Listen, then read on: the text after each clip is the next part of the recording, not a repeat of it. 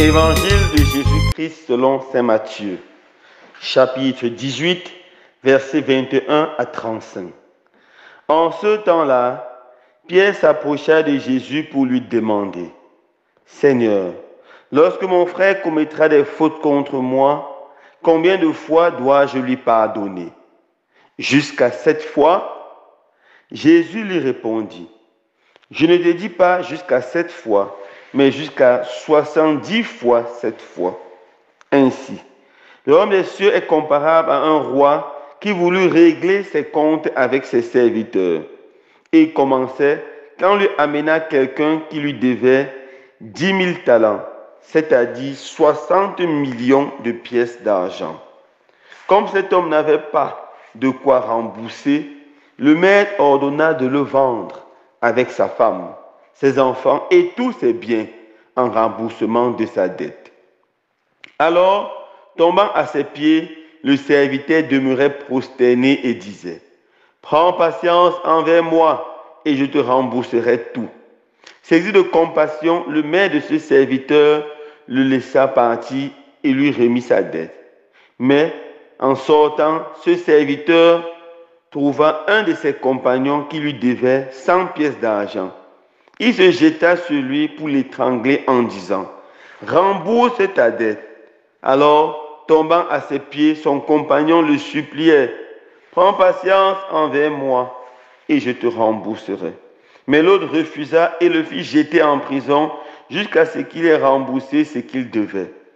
Ses compagnons, voyant cela, furent profondément attristés et allèrent raconter à leur maître tout ce qui s'était passé. Alors celui-ci le fit appeler et lui dit: Serviteur mauvais, je t'avais remis toutes ces dettes parce que tu m'avais supplié. Ne devais-tu pas à ton tour avoir pitié de ton compagnon, comme moi-même j'avais eu pitié de toi? Dans sa colère, son maître le livra au bourreau jusqu'à ce qu'il eût remboursé tout ce qu'il devait. C'est ainsi que mon Père du ciel vous traitera si chacun de vous ne pardonne pas à son frère du fond du cœur. Acclamons la parole de Dieu. Louange à toi.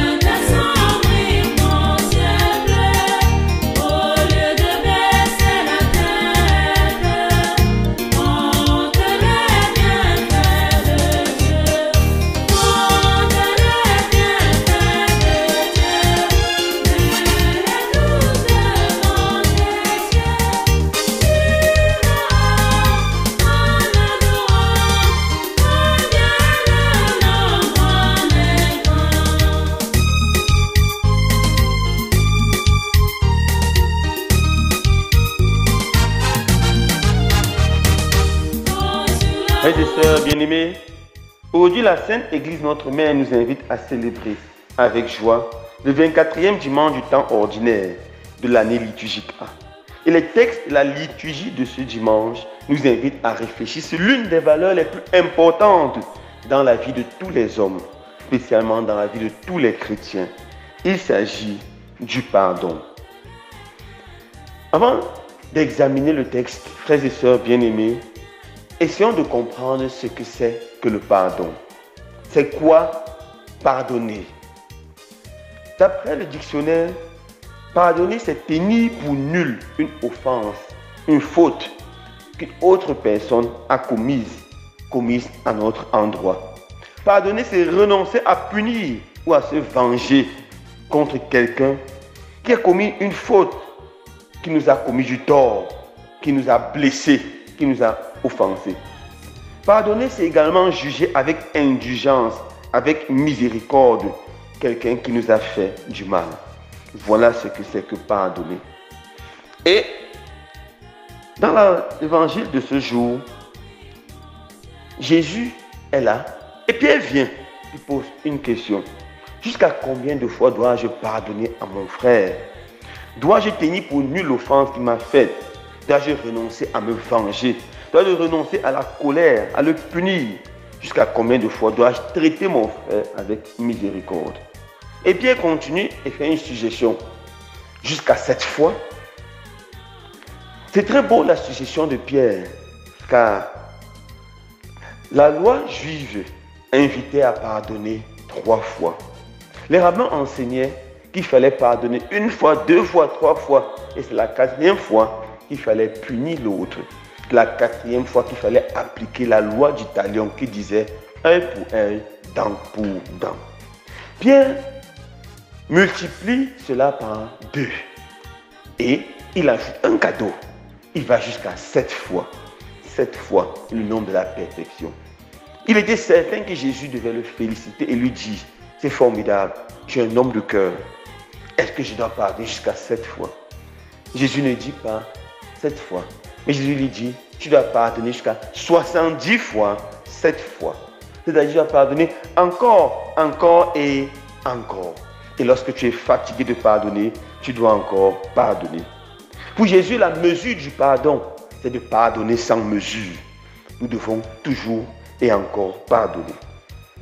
Alors, pourquoi pour Jésus-Christ, il est nécessaire de pardonner? Jésus, qui est un grand maître spirituel et aussi un grand psychologue, connaît l'homme.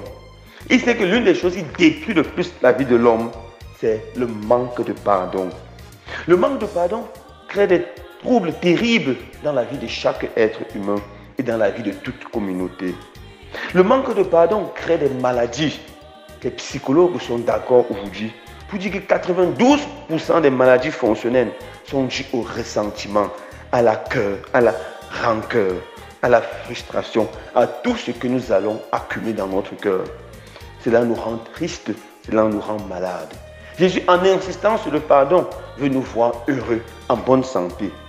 Saint Irénée avait raison de dire que la gloire de Dieu, c'est l'homme debout, bien portant, en bonne santé physique, psychologique et spirituelle. La rancune, la colère nous détruit profondément. Voilà pourquoi pour Jésus, il est nécessaire de pardonner. Deuxièmement, il est nécessaire de pardonner car le pardon divinise l'homme. Le pardon fait l'homme ressembler à Dieu. Un homme sage disait quelque chose de très beau. Il disait ceci. Celui qui réussit à pardonner devient comme un Dieu. Celui qui tue son prochain est comme un animal. Celui qui juge et condamne son prochain est comme un être humain. Mais celui qui réussit à pardonner devient comme Dieu. Le pardon divinise. Dans l'histoire que Jésus raconte, on voit vraiment que le pardon est divin. Un monsieur doit à son maître 60 millions de pièces d'argent. Pour bien comprendre, mettons cela en francs CFA. Il doit à quelqu'un 60 millions de francs CFA. C'est impossible pour lui de rembourser. Et on décide de le jeter en prison. Ainsi que sa femme, ses enfants. Et tout ce qu'il possède doit être confisqué et vendu aux enchères. Il tombe aux genoux du maître et il se met à supplier. Supplier, supplier. Le maître a pitié et le maître lui pardonne. Le maître remet toute sa dette. Il est fou de joie et rentre chez lui, totalement acquitté. Mais en sortant, il voit un monsieur qui lui doit 100 pièces d'argent, 100 000 francs. Il dit, remets-moi mon argent.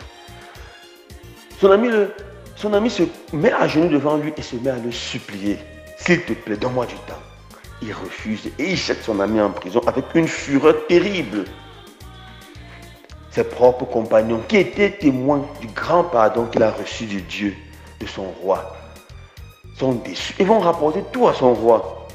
Le roi le convoque et lui dit, serviteur mauvais. Effectivement, il est mauvais car il a été tellement pardonné, mais il était incapable de pardonner.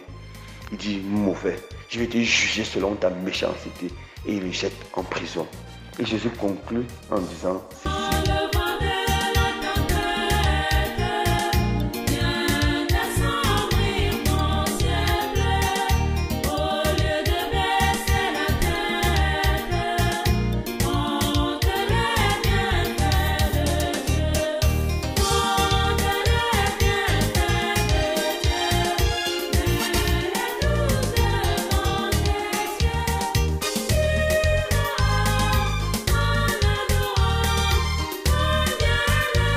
C'est ainsi que mon Père du ciel vous traitera si chacun de vous ne pardonne pas à son frère du fond de son cœur. Nous devons pardonner, frères et sœurs bien-aimés, parce que Dieu nous a pardonné. Et personne parmi nous ne peut prétendre être saint. D'ailleurs, la parole de Dieu dit, l'homme juste pêche au moins 7 fois par jour. Nous commettons des torts envers le Seigneur chaque jour, que ce soit en pensée, en parole, par action ou même par omission. Mais notre bon Dieu nous pardonne toujours et encore. Nous aussi, nous devons apprendre à pardonner à ceux qui nous font du tort. Et nous devons pardonner sans jamais nous arrêter. Car la mesure du pardon, c'est de pardonner sans mesure. Frères et sœurs bien-aimés, nous devons garder à l'esprit que le pardon, c'est la seule chose qui peut rendre les relations entre les hommes possibles. Quand je regarde un homme et une femme mariés, un couple qui célèbre 10 ans, 20 ans, 30 ans, 50 ans de mariage, je suis très heureux et je me dis toujours, voici l'union de 2 personnes qui savent pardonner. Le mariage réussi, c'est l'union de 2 personnes qui savent pardonner. Voilà pourquoi j'aime tellement célébrer les mariages et les anniversaires de mariage. Célébrer le mariage, c'est célébrer le pardon. Célébrer 50 ans de mariage, c'est célébrer la victoire du pardon sur la haine.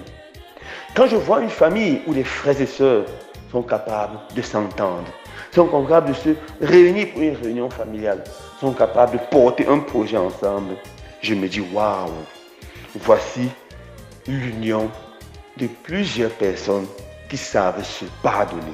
Car il est impossible de vivre avec quelqu'un sans se blesser, sans le blesser. Il est impossible de vivre en famille sans se blesser mutuellement. Quand je regarde un mouvement d'action catholique, une CEB ou encore une paroisse où les chrétiens sont capables de vivre ensemble, de cheminer ensemble, de vivre avec ce beau esprit de synodalité. Quand je vois des hommes et des femmes qui peuvent vivre dans la proximité malgré la différence de langue, de culture, de race, je me dis waouh, que c'est beau. Voici des hommes qui sont capables de se pardonner. Voici l'union des personnes différentes qui sont capables de se pardonner. Le pardon, frères et sœurs bien-aimés, c'est la chose qui nous divinise, qui nous rend, qui nous donne de nous élever jusqu'au ciel.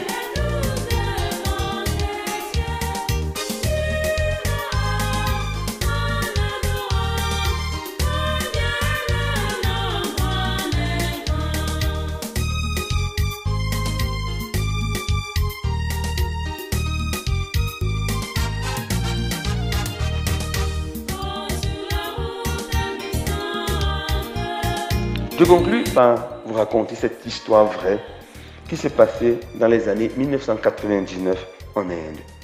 Il s'agit de l'histoire de la mort tragique du grand missionnaire australien Graham Steen. Graham Steen a quitté son pays et il s'est installé en Inde, spécialement dans une banlieue de l'État d'Orissa. Et là, il travaillait avec sa femme et ses 2 enfants. Il s'occupait spécialement des lépreux. Et il travaillait sans relâche jour et nuit pour un peu soulager la souffrance de ces pauvres hommes. Il devenait de plus en plus populaire.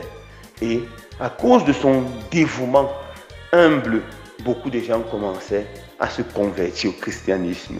On commençait à parler de plus en plus du christianisme. Mécontent de cela, un certain groupe d'hindous fondamentalistes dirigé par un monsieur appelé Dara Singh, ont décidé de l'assassiner. Ils ont tendu un piège alors qu'un jour il rentrait chez lui après une journée vraiment épuisante, après avoir visité, soigné des dizaines de lépreux. Ils lui ont tendu une embuscade et l'ont brûlé vif dans sa voiture.